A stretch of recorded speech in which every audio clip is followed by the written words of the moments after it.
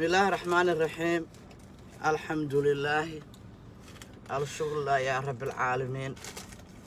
إنا لله وإنا إليه راجعون.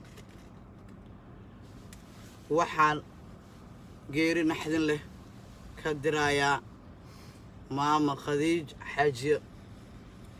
خديج عثمان ديني oo asligeeda ahayd hooyo reer Muqdisho ah gaar ahaan xaafadda Boondheere oo ku geeriyootay magaalada Seattle Washington.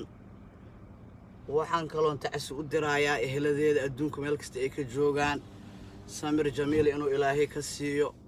waxaan tacsi tiiraanya leh oo gaar aydan u dirayaa walaashay Maryan Cumar Cabdulle iyo walaashay Farxiyo oo ila degan magaalada Seattle Washington. xaaji Khadiijo Cusmaan Diini waxaan ilaahay u weydiiyey inuu jannada firdawsi ka waraabiyo kutubkeedan inuu ilaahay midigta ka siiyo marti la jecel yahay inuu ilaahay ka dhigo bi'inillaahi alkariim. ummadda islaamkana waxaan ka codsaday inay duca igu soo caawiyaan haddii ilaahay ka raali noqdo duca inay igu soo caawiyaan ayaan ka codsaday. meel kasta adduunka ay ka joogaan maamadaasna ay u duceeyaan inta ehelkeedu adduunka joogtana ay duca u diraan.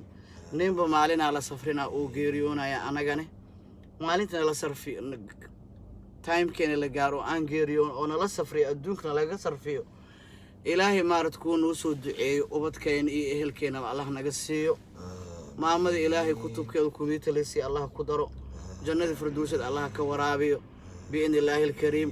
walaashay Maryan Cumar iyo Farxiyo iyo odageedii caruurteedana samir jamiil Allah siiyo haddii ilaahay ka raali noqdo inta islaam oo dhimata aanu ogeyn ilaahay dambigooda cafiyo jannadina Allah ka waraayo kutubkooda midigta Allah ka siiyo.